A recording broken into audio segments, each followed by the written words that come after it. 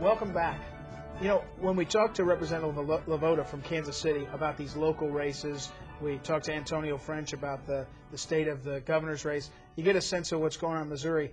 National eyes, though, are watching a couple of our congressional races, too. Absolutely. Everybody wants to know who's going to control the House of Representatives. And in Missouri, we have two competitive congressional races. One is the 6th Congressional District. That's Barnes and Graves. And then the other is the 9th Congressional District, Luetkemeyer and Baker. And this first ad that we're going to take a look at is Luetkemeyer's ad. Let's take a look.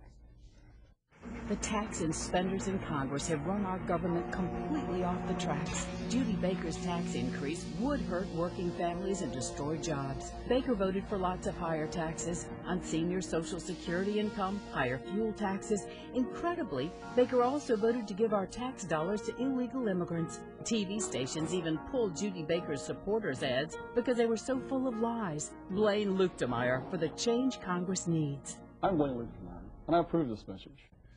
Well, when you watch that ad, sort of classic pollster-driven, you see that Luetkemeyer is accusing Baker of being wrong on the values and raising taxes. You know, at the end of the day, in that district, it should be a Republican district. I think the numbers should be that way. But in this climate, you know, it really looks like a dogfight between two candidates that seem to know what they're doing, and they seem to have lots of money, both locally and nationally, pouring into the district. Sure, and you saw in the ad, like you said, they hit the taxes issue, but one of the things I noticed was that not just taxes, but taxes to illegal immigrants, they said, I mean, that tells me that Luetkemeyer's getting a little scared and he's throwing out the kitchen sink.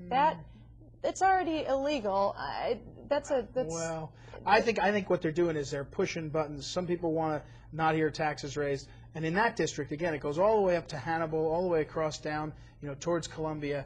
In there, I think there's some people that have not been talking about the illegal immigration issue that may jump on that. But again, that was a 30-second ad. I think we'll probably see from Luetkemeyer some sort of more broadly appealing ads. But this was meant to put a little bit of a hit on Baker and to pivot away from Baker's health care experience and the bio ads that we saw a few weeks ago, which juxtaposes his association with the insurance industries. I think he'd much rather talk about a tax issue than talking about health care and the economy right now. Yeah. Speaking of tax issues, let's take a look at a proposition that's on the ballot that will change some of the laws around gaming. It's Proposition A. Let's watch that. That's on your TV screens around the region. Proposition A on the November state ballot is straightforward. It repeals Missouri's outdated casino spending limit, puts a cap on the number of casinos allowed, increases the tax casinos pay, creates a secure fund for those revenues, and requires annual audits of this new fund. Voting yes on A will provide over $100 million annually in new revenues to our schools without increasing taxes on Missourians.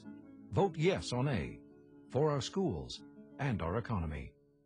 Well, this ad was a very simple ad, straight to the point, actually somewhat refreshing. Yeah, it had something for everybody. If you wanted to believe that the money from this will go to schools, it was there. If you want to believe that this will limit the expansion of gaming, there was something there.